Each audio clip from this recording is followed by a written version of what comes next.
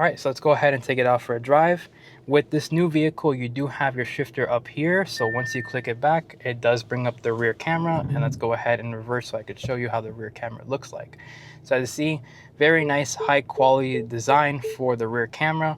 When we're backing up over here, it does have sensors across here with object detection. So it's going to be very useful when you are backing up.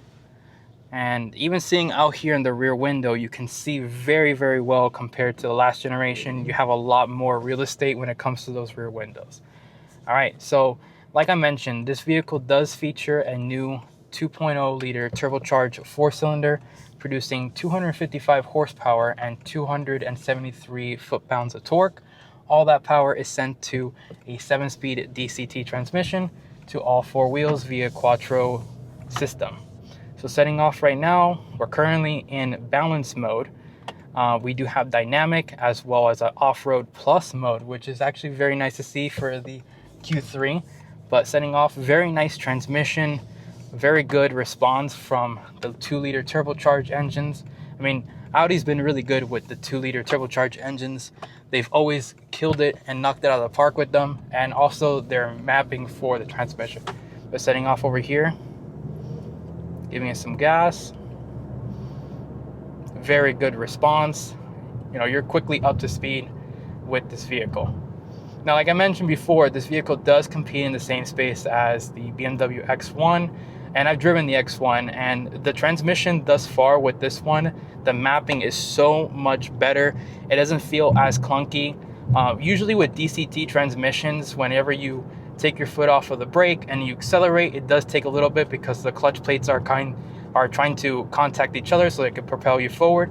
With this one, they done a perfect job with the whole entire mapping of it. So it's a lot more responsive as you accelerate, and honestly, I'm sure it's going to be even better when you're living in an area that does have hills, because DCTs typically roll back on hills, but that's just the nature of an automatic that does simulate like a manual transmission. But let's go ahead and put some brake pressure. As you see, really good. You don't really have to put your foot so far into the brake pedal itself, which is another great thing about these brakes. They have calibrated them differently compared to the last generation, so it's a lot better stopping power in all of its design. Very nice design. And when it comes to this interior, the seat design as well, very nice bolstering on the side. I love to see that from the get-go.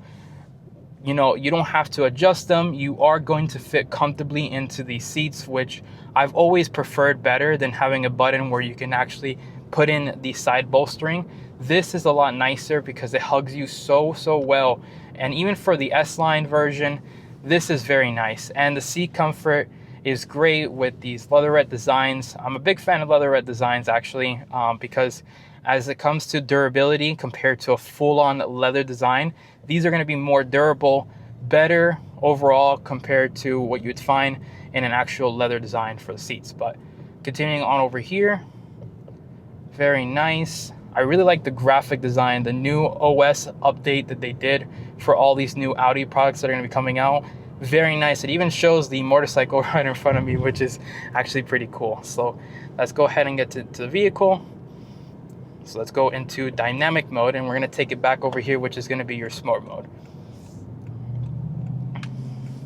Very good turn in, very responsive.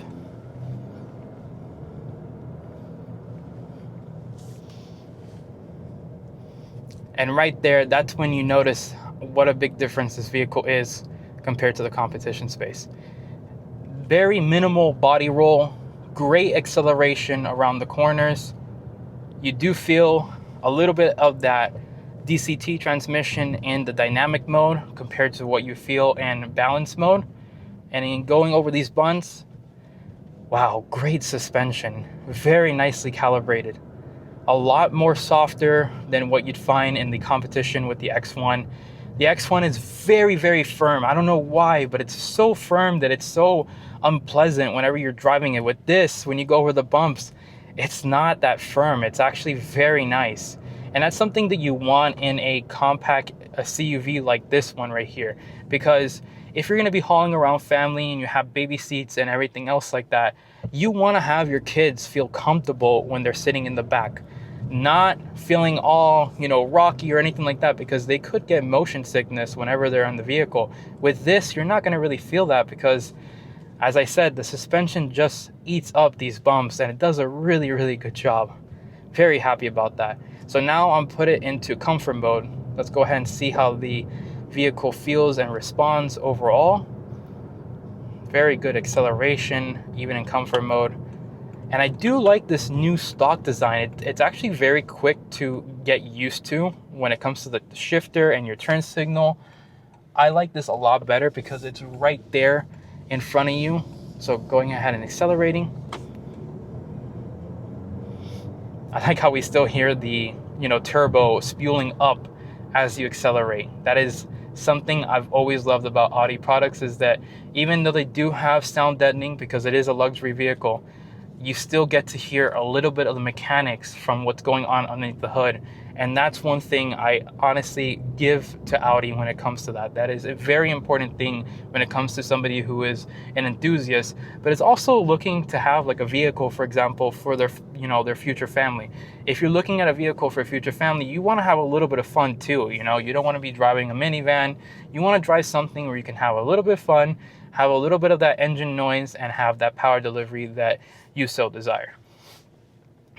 All right, I will talk about some of the things really quick. So you do have some touch buttons down here. You can get into all your safety controls by this button right here. As you see, you do have the new graphic design, which I'm so happy about, because with the S5 and the Q5 that's currently out right now, you didn't have the graphic design. There were just words in it, so it kind of took a while to find everything. Now it's just nicely laid out, a lot better, and this is running off of a Google OS system as well, so it's going to be a lot more snappier and more responsive to everything. You also have your drive mode selector, and you have your auto start stop button right there, which I'm happy to report that you can put that as one of your favorite buttons. So instead of having to reach down here, you could just tap it right there and you're all set. Heated steering wheel for this vehicle, and it does heat up the whole entire steering wheel. It's not one of those ones where it just heats up the side ones. No, it's the whole entire steering wheel. Carrying on over here, really good turn in, very, very nice. Honestly, extremely impressed with this new Q3. I love the dynamics that they've done and the updates they've done to make this a better product overall. The Q3, the previous one, was out for a very long time, and now that we finally have a new one, this is going to be very impressive in terms of overall sale. This is going to take a lot of sales away from the competition for sure. And I will say, I really hope that an SQ3 comes out for America, because that would be absolutely amazing. But with that, ladies and gentlemen, once again, I want to give a huge shout out to Audi Miami South for allowing me to film this vehicle.